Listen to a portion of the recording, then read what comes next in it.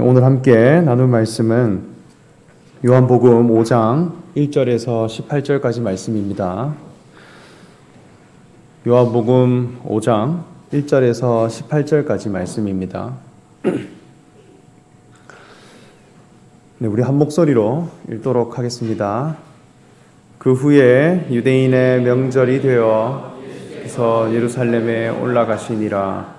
예루살렘에 있는 양문 곁에 말로 베데스다라는 못이 있는데 거기 행각이 있고 그 안에 많은 병자, 맹인, 다리 저는 사람, 혈기 마른 사람들이 누워 물의 움직임을 기다리니 이는 천사가 가끔 못에 내려와 물을 움직이게 하는데 움직인 후에 먼저 들어가는 자는 어떤 병에 걸렸든지 낫게 되밀어라. 거기 38해 된 병자가 있더라.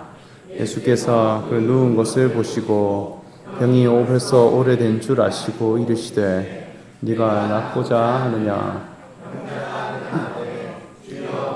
움직일 때에 나를 못에 넣어주는 사람이 없어 내가 가는 동안에 다른 사람이 먼저 내려가나이다. 일어나 내 자리를 들고 걸어가라 하시니 그 사람이 곧 나와서 자리를 들고 걸어가니라. 이날은 안식일이니 유대인들이 병 나은 사람에게 이르되 안식일인데 내가 자리를 들고 가는 것이 옳지 아니하니라. 대답하되 나를 낫게 한 그 들고 걸어가라 하더라 하니 그들이 묻되 너에게 자리를 들고 걸어가라 한 사람이 누구냐? 받은 사람이 누군지 알지 못하니 이는 거기 사람이 많음으로 예수께서 이미 피하셨음이니라. 그 후에 예수께서 성전에서 그 사람을 만나 이르시되 보라 내가 나았으니 더 심한 것이 생기지 않게 다시는 죄를 범하지 말라 하시니 그 사람이 유대인들에게 가서 자기를 고친 예수는 예수라 하니라. 그러므로 안식일에 이러한 일을 행하신다 하여 유대인들이 예수를 박해하게 된지라.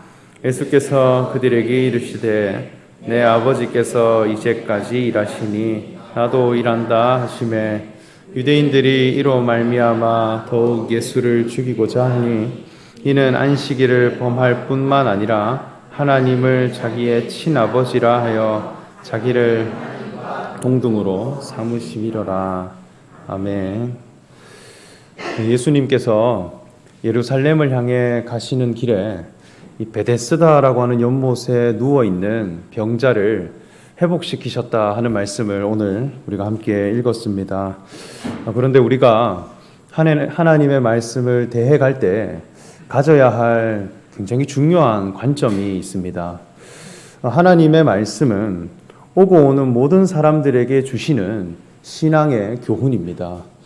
하나님의 관심은 우리의 겉사람이 어떠한 모습으로 변화되고 그리고 우리의 겉모습이 어떻게 개선될 것인가 여기에 관심을 두시는 분이 아니라 우리의 속심령, 내 속에 있는 자아가 하나님에 의해 얼마나 합당한 사람으로 변화될 것인가 이 속사람에 대해서 관심을 가지신 분이라는 것입니다. 그래서 우리가 말씀을 볼 때 예수님이 누군가를 만나 병든 자를 치유해 가셨다 하는 이 말씀이 과연 나와 무슨 상관이 있는가 이것을 늘 찾아가야 한다는 것입니다. 하나님의 말씀은 모두 우리의 속심령을 설명하기 위한 말씀으로 우리에게 주신 것입니다. 그래서 예수 그리스도를 만나는 또 예수 그리스도를 통해 회복되어져 가는 이 말씀 앞에 나의 자아는 지금 어떠한가? 예수 그리스도 앞에 내가 가진 지금 신앙의 모습은 어떠한가? 내 자신을 이입해 가야 된다는 거예요. 내 자신의 자아가 반영되어진, 내 자신의 자아가 이입되어진 그런 말씀으로 받아가야 살아있는 하나님의 말씀이 될 것이다. 오늘 내 속에 살아 역사하는 하나님의 말씀이 될 것이라 그렇게 저는 확신합니다. 제가 굉장히 좋아하는 가수가 있습니다. 아주 유명한 가수이고 또 작곡가로 굉장히 유명한 분인데 이분이 한 프로그램에 나와서 문제를 푸는 것을 봤습니다. 근데 그 문제가 뭐였냐 할 때 그 음악의 3요소가 무엇이냐 묻는 거예요. 음악은 세 가지가 반드시 갖추어져야 이 음악이 된다는 것입니다. 교과서에는 무엇이라 나와 있느냐? 박자와 멜로디와 화성입니다. 그래서 이 세 가지, 하모니와 멜로디와 리듬, 이것이 갖추어질 때 음악이라 할 수 있다는 거예요. 우리의 사무엘 동산 오케스트라, 음악을 연주하고 있는 거겠죠. 지금 이 세 가지를 고루 갖추고 있습니다. 근데 한때는 이 세 가지가, 이 3요소가 없을 때도 있었습니다. 그런데 교과서에는 그렇게 나와 있는 거예요. 이 가수는 뭐라 대답했느냐 이렇게 할 때 내가 생각할 때 음악의 3요소는 박자와 멜로디와 나다 이렇게 이야기하는 거예요. 내가 반영되지 않은 것, 그것은 음악이 아니다. 내 자신이 포함되지 않은 것, 이것은 아무리 조건이 갖추어 있다 하더라도 그것은 나를 기쁘게 할 수 없더라는 것입니다. 신앙도 마찬가지예요. 내 자신이 포함되어지지 않은 말씀, 나의 자아가 반영되어지지 않은 말씀, 이것은 하나의 정보밖에 되지 않는 것입니다. 그래서 우리가 이 말씀을 대해갈 때 하나님은 내 속사람에게 지금 무엇이라 말씀하시는가, 이것을 밝혀가는, 이것을 교훈받는 그런 시간이 되시기를 바랍니다. 예수님이 명절에 예루살렘으로 올라가셨습니다. 이 명절이라고 하는 것은 지금 시간 개념이에요. 이스라엘 백성들이 지키는 중요한 명절에는 세 가지가 있는데 먼저 유월절과 또 오순절과 초막절이라 할 수 있겠습니다. 이 세 명절을 중심으로 신앙생활을 해가는 것입니다. 그런데 오늘 말씀을 보면 이 시기상으로 계산해 보았을 때 정확히 이 명절이 언제인지는 나와 있지 않지만 시기상으로 계산해 보면 아마 오순절이지 않을까 그렇게 짐작합니다.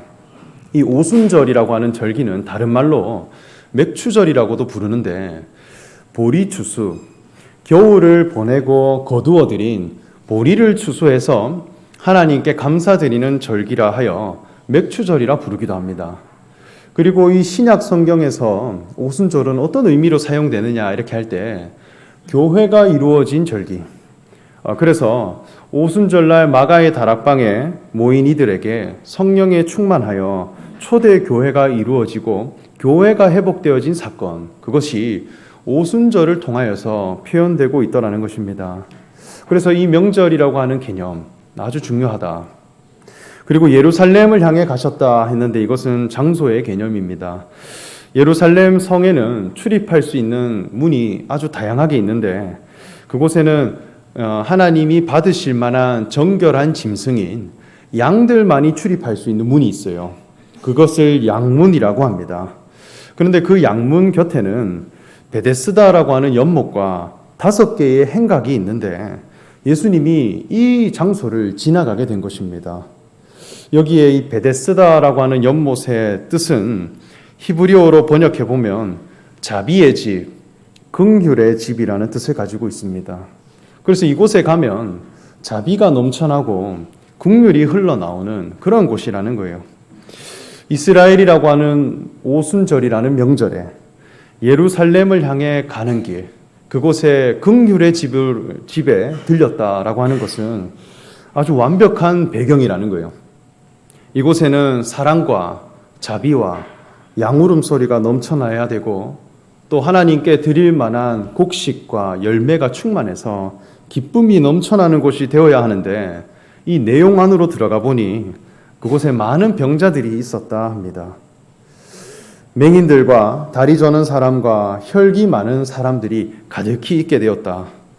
완벽한 형식의 최악의 내용을 갖추고 있는 그런 모습이더라는 것입니다. 이 맹인들은 어떠한 사람이냐 할 때 빛을 볼 수 없는 사람이에요. 그 현상적으로는 앞을 보지 못하여서 뭔가 구분이 안 되는 것입니다. 그래서 다스릴 수가 없는데 그 원인을 살펴보면 빛을 담아내지 못하는 거예요. 빛을 보지 못하기 때문에 뭔가를 구분할 수 없는 사람이 있더라. 절름발이가 있다라고 하는 것은 균형이 맞지 않은 사람입니다. 한쪽은 건강한데 한쪽은 움직이지 못하는 거예요. 사람은 항상 왼편과 오른편이 항상 균형 있게 자라가게 되므로 어딘가를 향해 가기도 하고 어떤 미션을 수행하기도 하고 또 어떤 위험을 벗어나기도 하는데 한쪽은 건강한데 한쪽은 약하다는 거예요. 한쪽으로 치우쳐져 있는 상태, 한쪽은 잘 자라 있는데 또 한쪽은 전혀 자라지 못한 상태. 그래서 이것은 불균형을 상징하는 거예요. 하나님이 보실 때의 절름발이는 누구일까? 어쩌면 우리가 하나님 앞에 신앙생활을 해갈 때 하나님 앞에 맡은 역할과 기능에 관하여서는 아주 충실하게 잘 자라 있습니다. 신앙의 경력도 탁월합니다. 그런데 하나님의 의가 무엇인가? 하나님이 사람을 지으신 목적이 무엇인가? 신앙의 내용에 관하여서 얘기해보자 하면 거기에 대해서는 벙어리가 되어 있는 것입니다. 거기에 대해서는 아무런 표현을 해가지 못하고 있는 거예요. 세상의 이슈에 관하여서는 어쩌면 할 말이 너무 많아요. 그런데 믿음의 본질 대신 예수에 대해서 한번 우리가 나눠보자 하면 어딘가 무너져 있는 거예요. 신앙의 교리에 관하여서는 너무나 잘 압니다. 암송도 할 수 있고 또 외울 수도 있고 또 수백 번 성경을 읽고 암송했습니다. 그런데 우리가 복음을 나누자. 하나님의 마음, 긍휼과 자비로움의 마음이 너희 속에 흘러나오느냐? 그 마음으로 하나님 나라의 기쁨과 또 교회 공동체의 회복이 우리를 통하여서 이루어지더냐 할 때 거기에 대해서는 일그러져 있고 무너져 있더라는 것입니다. 이전에 저는 한 설교를 듣는데 이 교회 안에 있는 집사들을 보면 내가 어떤 직분을 맡을 때 그 경력을 늘 자랑한다는 거예요. 그래서 교회에 맡은 일들이 있고 봉사와 섬김과 출석을 너무 잘한다고 합니다. 그런데 복음에 관하여서 우리가 한번 나눠보자. 믿음의 본질 대신 복음의 가치에 대해서 우리가 한번 나눠보자 이렇게 하면 거기에 대해서는 할 말이 없고 그리고 거기에 대해서는 미숙한 사람이고 그 신앙에 관하여서는 잘하지 못한 사람이 있더라. 그런 사람들을 보고 집사가 아니라 잡사들이다 이렇게 한 것을 보았습니다. 그러니까 신앙도 균형이 있어야 된다는 거예요. 내 자신이 교회에 와서 또 예배를 드리고 또 좋은 형식 속에서 신앙생활을 해가는 만큼 신앙의 본질에 관하여서 얼마나 집중하고 나아간 바가 있느냐, 거기에 대한 불균형이 있더라는 것입니다. 혈기 마른 자라고 하는 것은 무기력한 사람입니다. 아무런 기쁨과 감동과 의욕이 없는 사람이에요. 그렇다고 해서 슬픔과 가슴을 치며 눈물을 흘리고 근심이 있는 사람도 아닙니다. 사도 바울은 고린도후서 4장을 통해 말씀하시기를 우리의 겉사람은 낡아지나 우리의 속사람은 날로 새로워지도다 이렇게 말씀했어요. 어쩌면 우리 육신에 관하여서는 혈기 마른 인생을 향해 갈 수밖에 없습니다. 그런데 우리가 그리스도로 말미암아 하나님 앞에 회복되어진 신앙을 가지게 되면 우리의 속사람은 날마다 새롭게 변화되고 의미가 부여되고 어린아이와 같이 늘 생동감이 넘치며 즐거운 만남과 기쁨이 늘 찾게 되고 갈망하게 되더라는 것입니다. 외양간에서 나온 송아지와 같이 기쁘고 변화가 넘치고 역동성이 넘치는 그런 자들이 되어야 하는데 하나님 관계 안에서 내가 왜 신앙생활을 해가는지 의미를 찾지 못하고 삶에 있어서 신앙으로부터 주어지는 변화와 생동감이 전혀 없는 그런 사람들이 있더라는 거예요. 이런 사람들이 모여서 무엇을 해가고자 하느냐. 3절과 4절의 말씀을 보면 그 안에 많은 병자, 맹인, 다리 저는 사람, 혈기 마른 사람들이 누워 물의 움직임을 기다리니 이는 천사가 가끔 못에 내려와 물을 움직이게 하는데 움직인 후에 먼저 들어가는 자는 어떤 병에 걸렸든지 낫게 되미로라 이렇게 말씀합니다. 자, 이 사람들은 하나같이 물이 움직여가는 것을 기다리고 있습니다. 그런데 그 가운데 천사가 가끔씩 내려와 물을 움직이는데 그 움직일 때 먼저 들어가는 사람이 어떤 병에 걸렸든지 회복될 수 있다고 하는 희망을 가지고 있어요.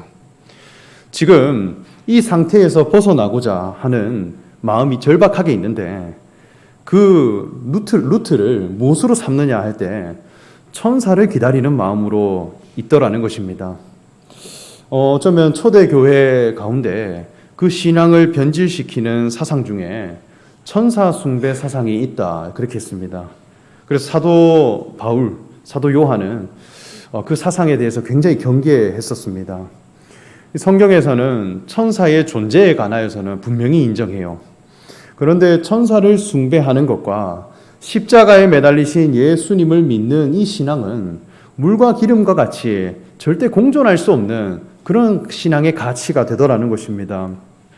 천사를 기다리고자 하는 이 마음, 천사와 사람의 차이가 무엇일까 하면 그것은 몸입니다. 천사는 몸이 없어요. 그래서 굉장히 신비로운 존재입니다.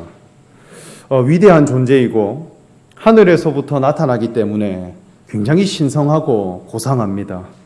또 여기에도 나타났다가 저기에도 나타나고 이곳에부터 있었다가 저쪽에서 갑자기 나타나서 어디로부터 오는지 어디를 향해 가는지 언제 오는지 짐작할 수가 없고 파악할 수가 없어요.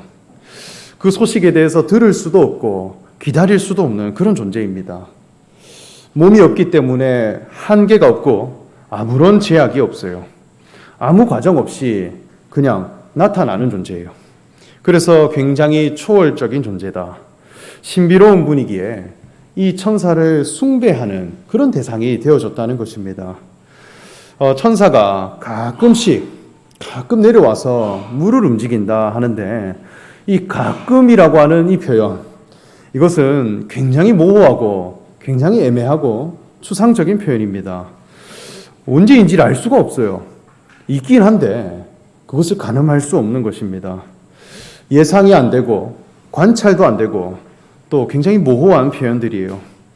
내가 원하는 대로 만날 수 있는 것도 아니고 내가 뭔가 간절하다고 해서 기다릴 수도 없는 것입니다. 날짜를 정할 수도 없고 그것이 언제라 하더라도 그분을 내가 만날 수 있느냐 안 되는 것입니다. 이 사람들은 항상 목 근처에 대기하고 있다가 물을 움직이게 하는데 그때 가장 먼저 들어가는 사람이 이 병에서 회복되더라 했습니다. 이곳에 모인 사람들의 관계는 어떠하냐? 경쟁 관계예요. 그래서 물이 움직이면 가장 먼저 들어가는 한 사람, 그 사람이 회복된다라는 것입니다. 그 확률이 굉장히 낮습니다. 가끔 일어나는데 그 가끔에 단 한 명만 회복함을 얻더라는 것입니다. 자비의 집, 긍휼의 집이라고 하는 이 베데스다 연못인데 정작 병자들은 1등이 되고자 하는 마음으로 이곳에 모여 있는 것입니다. 우리가 하나님 앞에 가지고 있는 신앙에도 보면 가끔씩 이루어지는 신앙이 있어요. 천사와 같이 그런 신비로운 존재를 통해 내 신앙이 회복되고 내 신앙이 복구되기를 원하는 그런 모습들이 많은 신앙인들에게 있다 여겨집니다. 제가 신학교에 다닐 때도 한 교수님이 말씀하시기를 대부분의 신앙인들 속에는 그 마음에 수련의 한탕주의가 있다 이렇게 말씀해요. 평소에는 아무런 관심 없다가 어떤 교회 행사가 되면 은혜가 주어지겠지 그렇게 여기는 사람들이 너무 많다는 거예요. 평소에는 아무런 말씀을 듣지 않다가 수련회가 되면 아니면 유명한 강사가 오면 내 모든 신앙이 복구될 것이다 그렇게 여기는 것입니다. 그때 얻게 되어진 체험들, 신비로운 경험을 통해 내 신앙의 불균형을 바로잡아 보겠다. 내 어두운 눈을 한번 떠보겠다. 신앙의 무기력함을 극복해 보겠다. 이런 생각들이 너무나 많다는 것입니다. 이러한 신앙에는 끊임없는 경쟁력이 요구됩니다. 선착순을 하듯이 경쟁력이 있는 사람만이 회복을 경험해요. 모든 사람에게 미치는 하나님의 의가 되지 못한다는 거예요. 천사를 기다리듯 신비로운 경험과 체험을 다 해보려고 하는데 이 기준이 뚜렷하지 못하는 것입니다. 이 사람이 왜 변화되었는지, 이 사람이 왜 회복되어졌는지 원인과 과정이 전혀 모르겠고 그 타이밍도 잘 모르겠고 굉장히 애매모호하고 윤곽이 뚜렷하지 않은 그런 신앙의 기준을 가진 자들이 오늘날 너무 많다, 그렇게 여겨집니다. 이 사람이 회복되어졌는데 하나님의 긍휼함과 자비로움으로 된 것인지 자기 역량이 반영된 회복인지 구분이 안 됩니다. 그래서 베데스다라는 못까지는 자기 힘으로 가야 되는 거예요. 그 못 근처까지는 자기 힘으로 가고 늘 집중력과 그리고 늘 긴장감과 노력함이 요구되어진 그런 회복이라는 것입니다. 얼마나 답답하고 얼마나 치열하고 얼마나 경쟁적인 그런 상황일까 싶습니다. 그런데 이곳에 예수님이 지나갔다는 거예요. 예수님이 가시는데 여기에 다른 한 사람이 나타납니다. 5절에서 8절까지 말씀 보면 거기 38해 된 병자가 있더라. 예수께서 그 누운 곳을 보시고 병이 벌써 오래된 줄 아시고 이르시되 내가 낫고자 하느냐. 병자가 대답하되 주여 물이 움직일 때 나를 못에 넣어주는 사람이 없어 내가 가는 동안에 다른 사람이 먼저 내려가나이다. 예수께서 이르시되 일어나 내 자리를 들고 걸어가라 하시니 이렇게 말씀합니다. 자, 38년 된 병자가 있다 했습니다. 예수님이 그를 보시고 네가 낫고자 하느냐 물었습니다. 그 물이 움직일 때 나를 그 못에 넣어줄 수 있는 사람이 없다, 이렇게 고백해요. 이 말은 무엇이냐 하면 나는 스스로의 역량과 스스로의 힘으로는 절대 회복될 수 없는 사람입니다 라는 자기 실패의 고백이에요. 내가 한 발짝도 못 움직이겠다는 거예요. 내가 누워있을 수밖에 없으며 누군가가 나를 옮겨주지 않으면 나는 이 회복이 안 되는 사람입니다. 천사를 기다리고 그리고 그 1등을 해가는 그 경쟁의 세계에서는 나는 패배자입니다. 나는 불능자입니다. 나는 가능성이 없는 자입니다. 나는 실패자입니다. 분명한 자기 고백을 예수님 앞에 내어놓은 것입니다. 오히려 나를 도와주시지 않으면 나는 나아갈 수 없는 존재임을 예수님께 고백한 것입니다. 예수님은 그 고백을 들을 때에 일어나 내 자리를 들고 걸어가라 하시고 병자는 자기 자리를 들고 걸어갔다 했습니다. 회복이 이루어진 것입니다.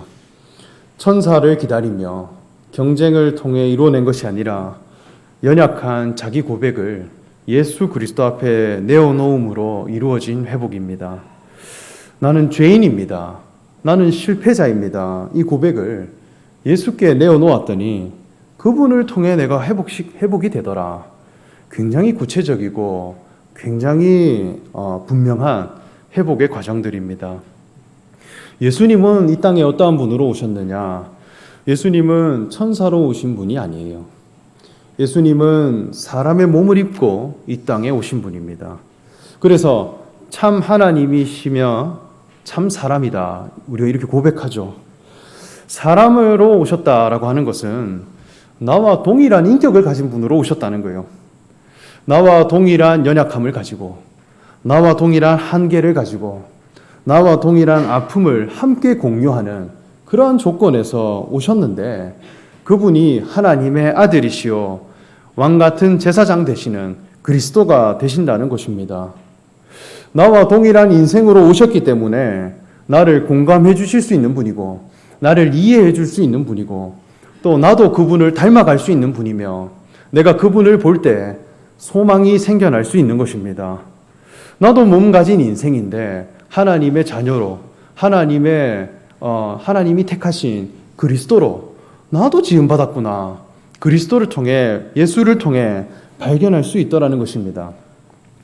천사가 나를 공감해 줄 수 있을까요? 내가 천사를 이해하고 천사를 닮아갈 수 있을까요?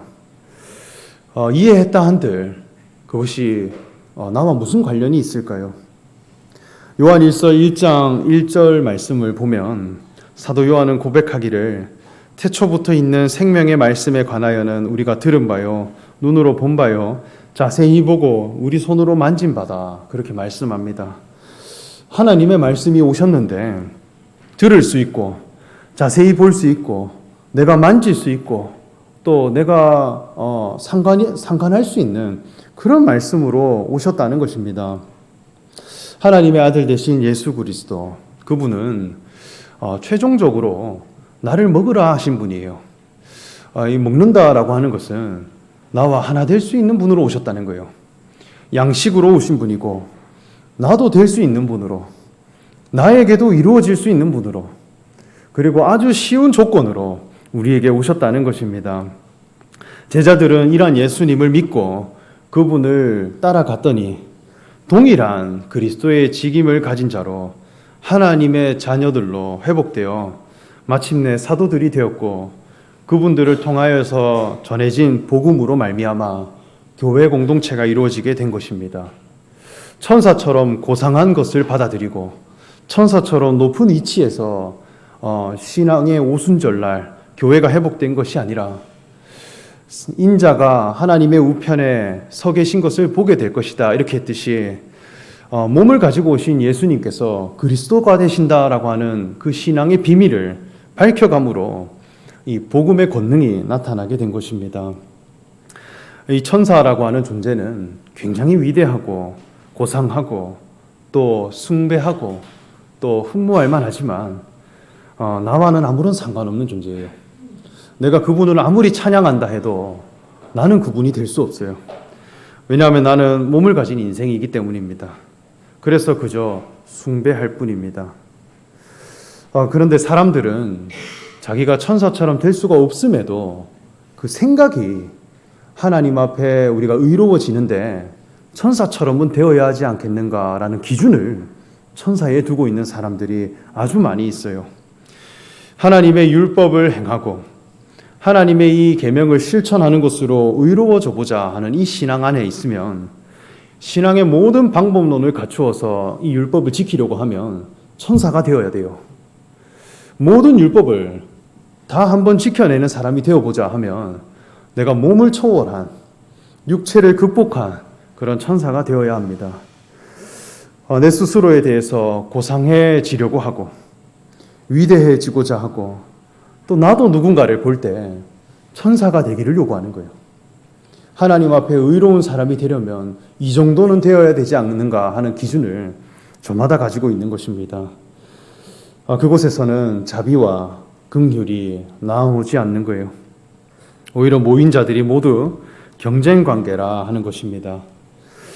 38년 된 병자는 예수님이 묻기를 네가 낫고자 하느냐 할 때 나는 스스로 그곳을 향해 갈 수 없는 자입니다.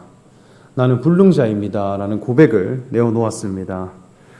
예수님이 나를 회복시켜 줄 수 있는 분이라는 것에 자기 자신이 발견을 했고, 내가 그분을 힘입어 나아가지 않으면 한 걸음도 갈 수 없는 죄인임을 고백하는 그런 용기 있는 사람입니다.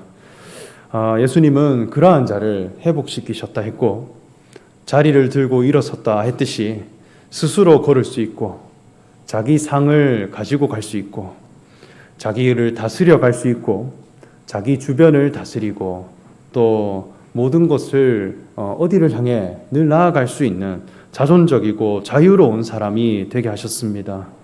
이것이 하나님 나라에서 갖추어야 할 분명한 공이라 그렇게 여겨집니다.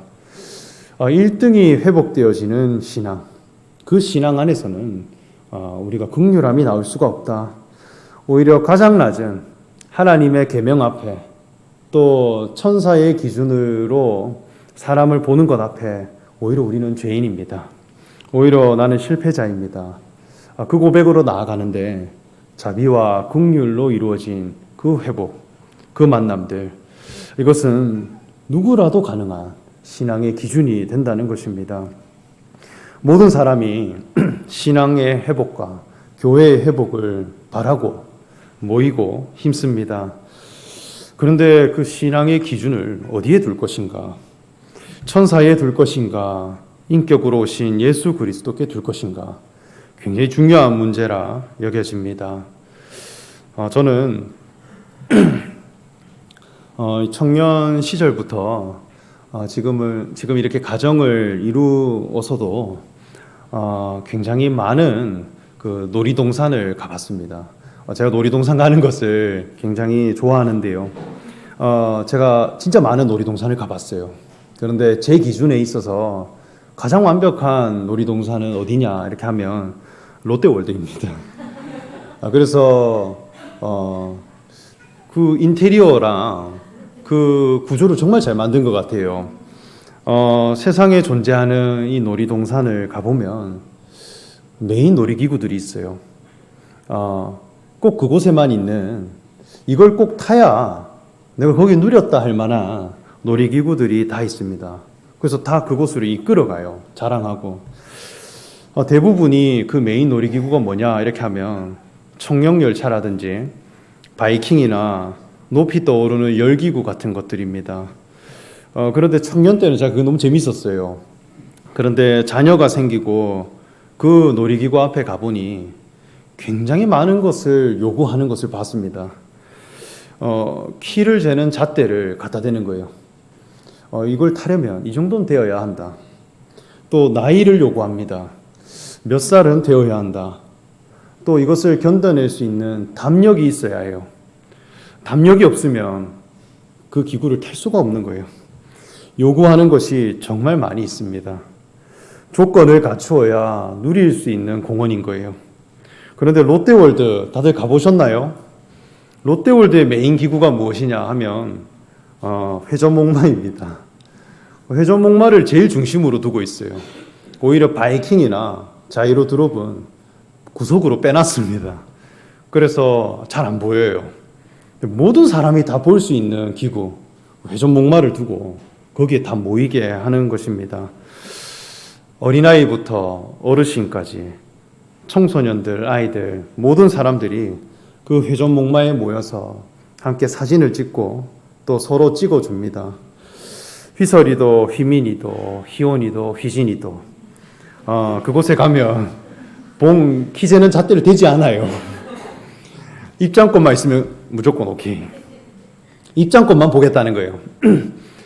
담력이 있느냐, 네가 이걸 견뎌낼 수 있는 담력이 있느냐, 높은 곳을 버텨낼 수 있는 힘이 너에게 있느냐 요구하지 않아요. 네가 얼마나 나이를 먹었느냐 이것을 요구하지 않습니다.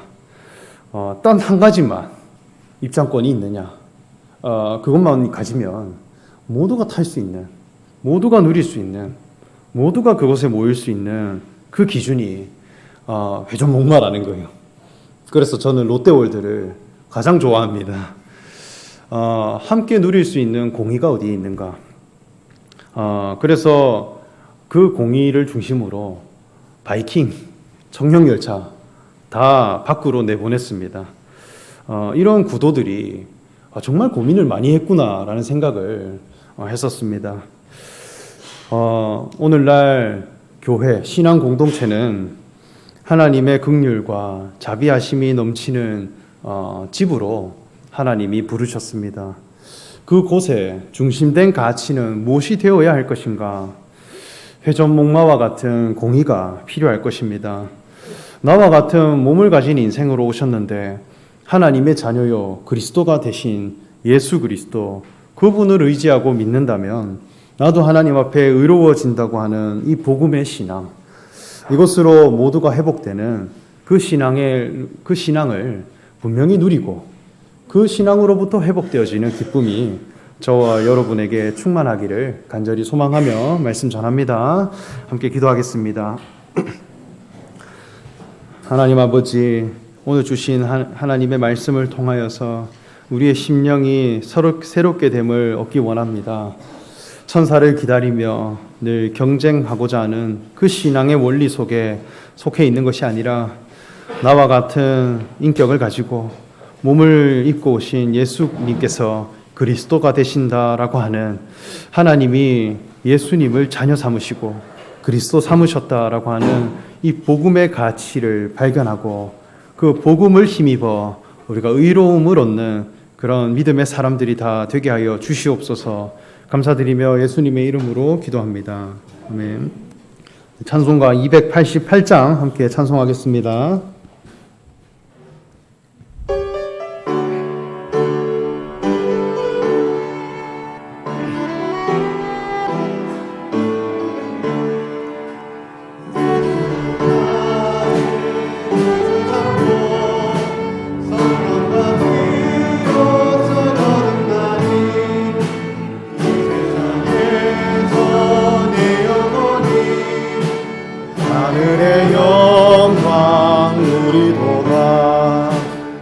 이것이 나의 간증이여 이것이 나의 찬송이세 나 사는 동안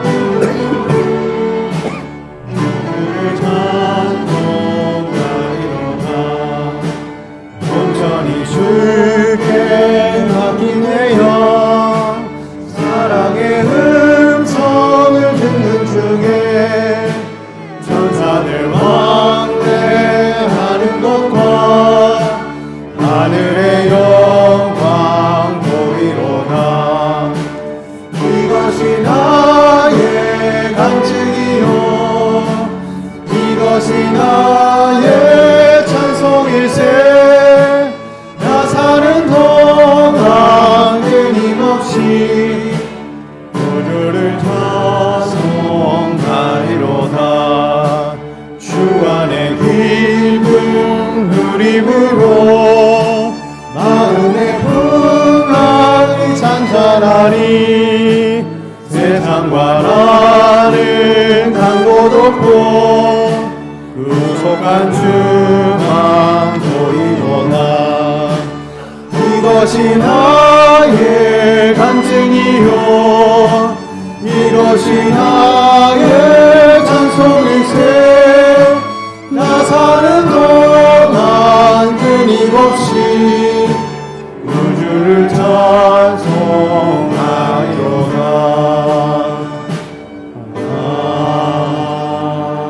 아멘